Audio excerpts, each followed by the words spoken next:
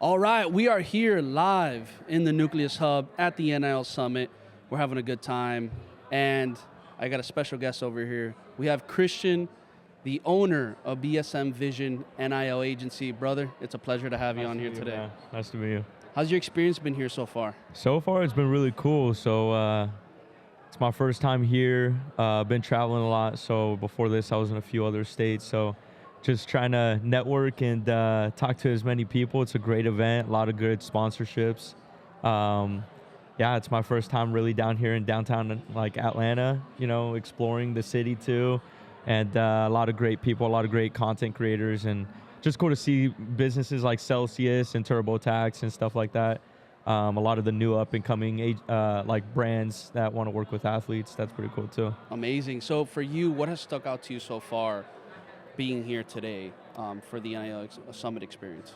Yeah, so what I'm realizing is that Meta's here, right? So they're showing us, telling us about how they're trying to like help athletes with like different programs or whatever it may be, or content creation, or just teaching basically a lot of cool, innovative ways of how, I've always known every athlete has their own brand and every athlete just needs to stay in their own lane.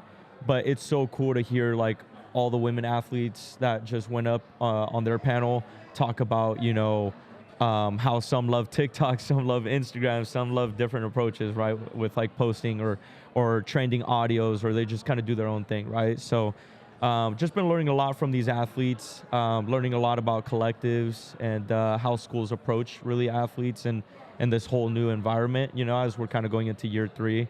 And we're here at the NIL Summit for year 3, so yeah, that's what I've kind of learned from here. Amazing. So for you at BSM Vision, what is your angle? What do you focus? What sets you apart from any other agency when you're working with student athletes? Yeah, so obviously I'm pretty young, right? But I started it at University of Oregon. And what sets us apart is that I kind of want to be that one-stop shop, like they have the NIL store here, they have financial advisors here, they have tax strategists, all these different things. But imagine if we were a one-stop shop where, we have all the financial advisors, the tax strategy, the branding, the marketing, the productions, the clothing brand, right? So I'm just trying to develop as much as possible, but so far we have the sports agency and the marketing agency, right?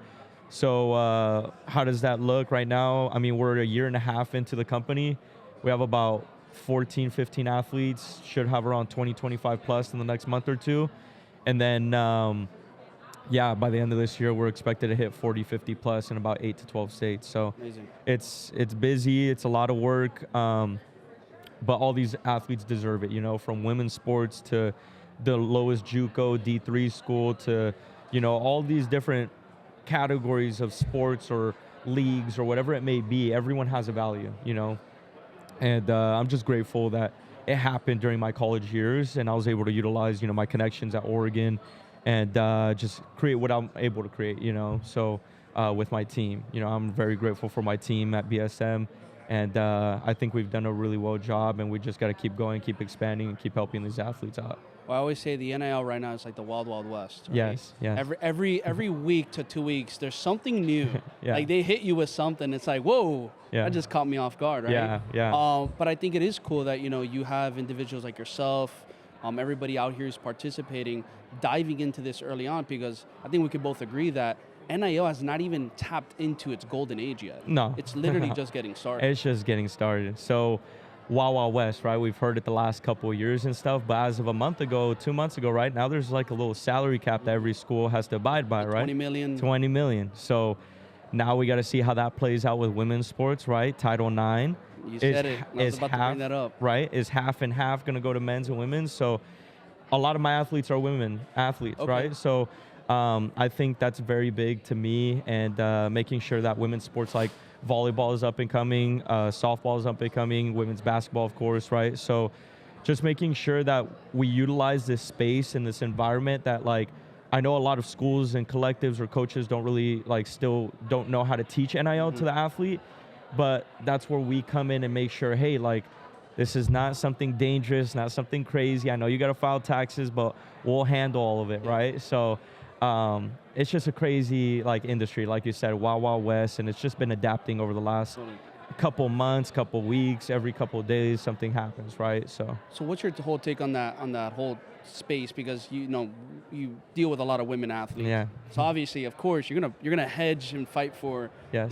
for these women to be able to get their opportunity. Now, I know with that 20 million, that's revenue coming from the school. It has nothing to do with the NIL. So personally, for me, it's like what I'm seeing is, and what I'm hearing is that these schools have the option to decide right now what they want to do, how they want to distribute that money, unless obviously there's like some hard, like, no, it's going to be the way scholarships are 50-50. With that being the case, obviously, there's always going to be the, men's football, men's basketball drives the most money, so we got to make sure that most of this 20 million gets allocated to them, the star players. But I'll tell you this, when it comes to women, and we can all agree that most women influencers always produce better than men, on average. 100%. Right? On average. Yes. Obviously, you got your exceptions, those. Especially with the statistics in the last year, like women's sports, women athletes are like completely knocking over men's sports. Like it's not even comparable in the sense of marketing, sponsorships, endorsements, ambassador programs, stuff like that, right? 100%. And that's where I think, especially for women, the NIL opportunity is so much bigger because I feel like they can build such a quicker, stronger personal brand presence than even one of the men athletes. Not saying that they can't, but they'll be able to tap into and build it much faster. Or if you got some of these athletes who are in the top 1%, they're getting that the part of that 20 million, and they might say, you know what, I don't have to do NIL. Yeah. And that's going to happen. Yeah. So I think it's one of those things now for brands, it's like, wait, where is the attention? And that's going to be a lot with the women athletes. Yeah, and that's where schools are going to have to decide, like you said, right? Because we were hearing about football players making millions of dollars, but then now they only got 20 million. So if they give up 1 million, that's a big amount of the 20, right? Like you can't just give $1 million to a linebacker or a running back because they're a big athlete now, So now I'm recognizing, are you getting a whole softball program for a D1 school for $100K or less? That's kind of happening right now, right? Like it is. Like they're getting their teams for, if they value track, they might be spending $1 million, $2 million of that 20 million. But then if it's a small JUCO, how are they going to compete with some of these other schools? So I'm glad the salary cap came in, but now there's going to be a lot of questions that arise, whether it's women's sports, whether it's allocation, budgeting, stuff like that, right? So it's good news for the whole industry. It's good news for the athletes. It's good news for agencies. Good news for agents. But let's just see how it continues unraveling. Totally. Like it's crazy. So what's something that you teach, your clients, the student athletes? What's something you teach them that gives them that edge? That you see that that it might be something that kind of gets overseen, but it's like. I love it, yeah. That's the thing that's going to help you. That's what gets me passionate, like it makes me smile. I love it. It gets me going because like NIL is that reason. It's why it was created. Is what does it stand for? No one could take away your name. No one could take away your face. No one could take away your social media, which is your right to your voice, correct? So if we can attach your NIL to who you are as an individual off the field, and everyone knows this and it's self-explanatory, right? But if we really attach all of this to your name, it doesn't matter if you get injured, your career ends, you go pro for 2 or 3 years, whatever it may be. We were able to leave a lasting legacy where now you can continue working with Celsius or Sephora, whatever companies you like, until the day you die, because we attached your name, image, and likeness. I have my own name, image, and likeness, even though we use it as like student athletes have, NIL space, whatever, we all have our own NIL technically, right? So what I advocate is look at the long-term vision, because if you perform or you have a huge following or have so many endorsements or whatever it may be, the money's going to come, right? So don't worry about the money. We could get you deals and bring the money and negotiate with the collective for you, but then it's like, we got you the money, we didn't attach your brand to anything. I mean, you're screwed once you get injured. If I can leave that lasting legacy for each athlete where they could take it into the rest of their life, their logo, their branding statement, whatever it may be. I mean, that's why I've created what I've created. We have everything from attorneys to finance team to CPA to graphic editors to media people to production to Salesforce, right? To all these different positions. So that way we tell athletes, focus on 2 things. right? They were talking about it earlier, and they didn't kind of mention it like this, but this is how it's talked about. 2 things. All you got to focus on is your sport, your training, right? Your recovery, all that stuff, and eligibility in your school, right?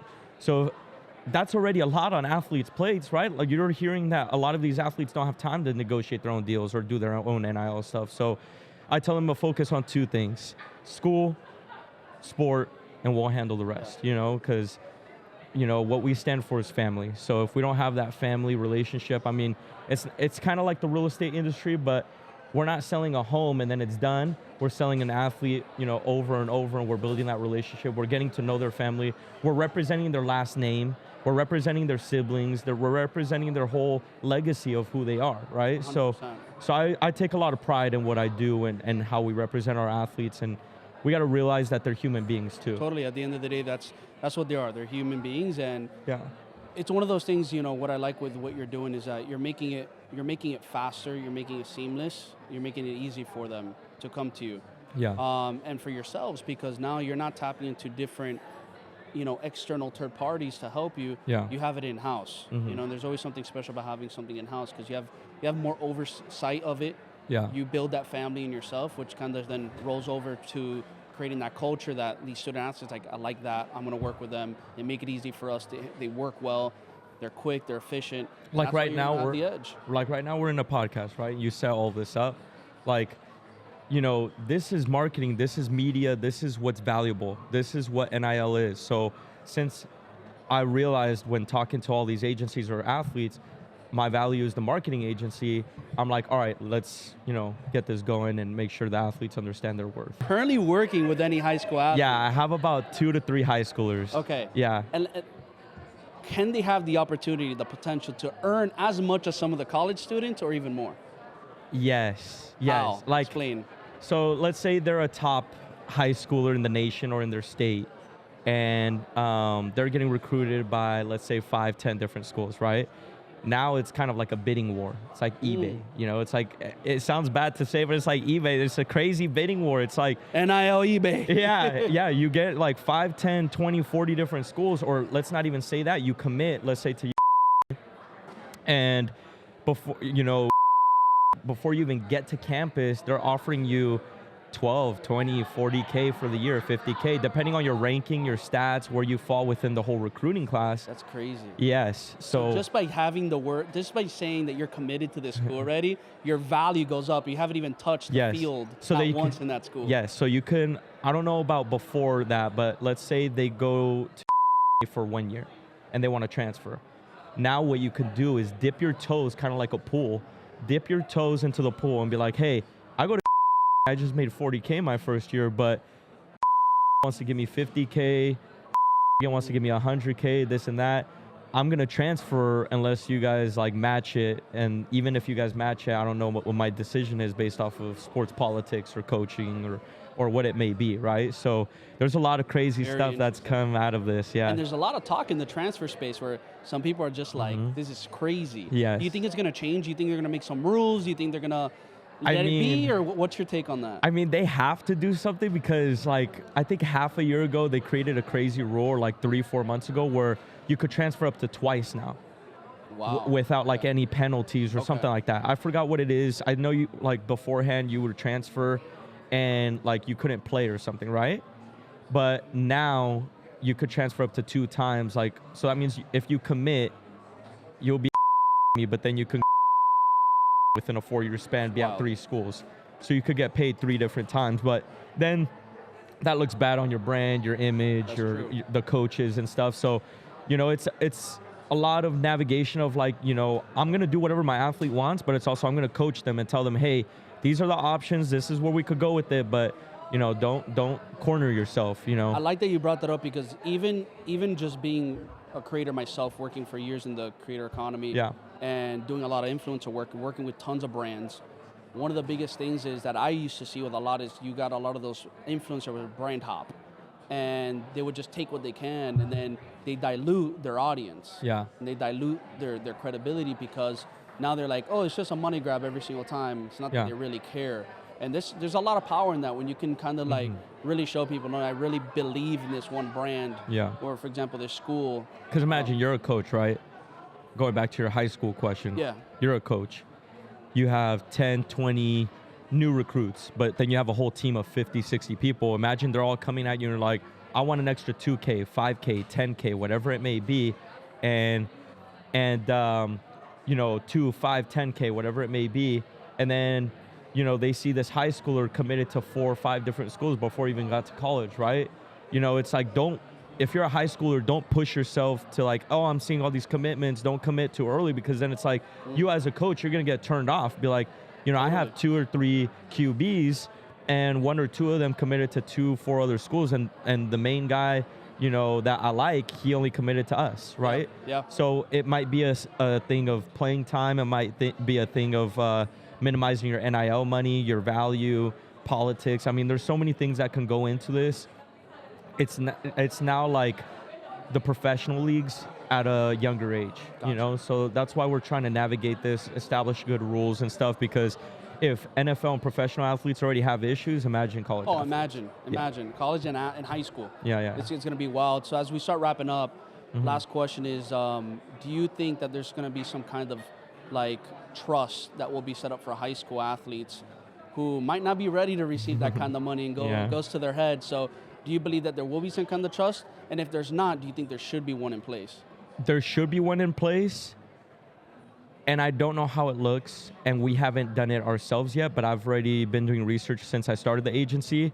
We're just too small yet to do that trust, but trust will become a thing or is a topic that will arise. I just don't know how or in what ways.